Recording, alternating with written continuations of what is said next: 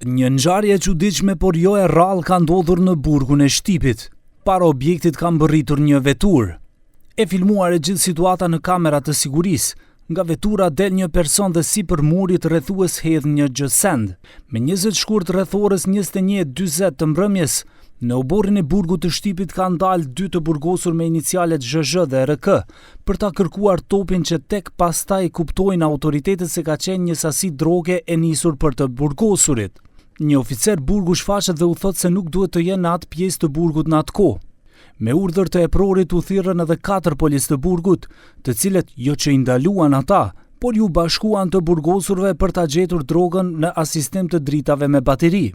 Siç tha drejtori i burgjeve Aleksandr Pandov, të nesërmen u gjet topi me 35 gram kokain dhe 50 gram marijuan. Da, ovdje se vinovni i дека тие полицајци треба да бидат дисциплински казнети, но за жал, полицајци БД, КП и ЗА не пронаоѓаат вина и веруваат во тоа дека затворскава полиција го бара часовникот кој што го губи наводно затвореникот ЖЖ, а кучката Цеца дека, како се вика, му го има однесено во некаде на страна. Nga drejtoria e burgjeve kanë parashtruar kallëzim penal në prokurori për këtë çështje. Drejtori Aleksandr Pandov tha se kjo dëshmon një normë të lartë të korrupsionit në të gjitha burgjet e vendit.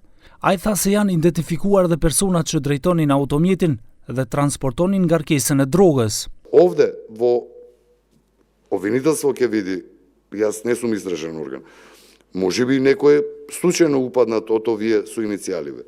Меѓутоа, поголем дел од нив јас тврдам дека имаат некаков материјален или било каков друг интерес и затоа ја барале таа дрога и дека не се тие од Сабајле нафта не се напиле за да се до толку наивни дека кучката Цеца му го земала телефонот на ЖЖ и дека тоа го правеле. Me urdhër të drejtorit është krijuar edhe komisioni disiplinor. U vendos që 3 nga policët të dënoheshin, por për fat të keq ata nuk u gjetën fajtor dhe besuan që ata po kërkonin orën.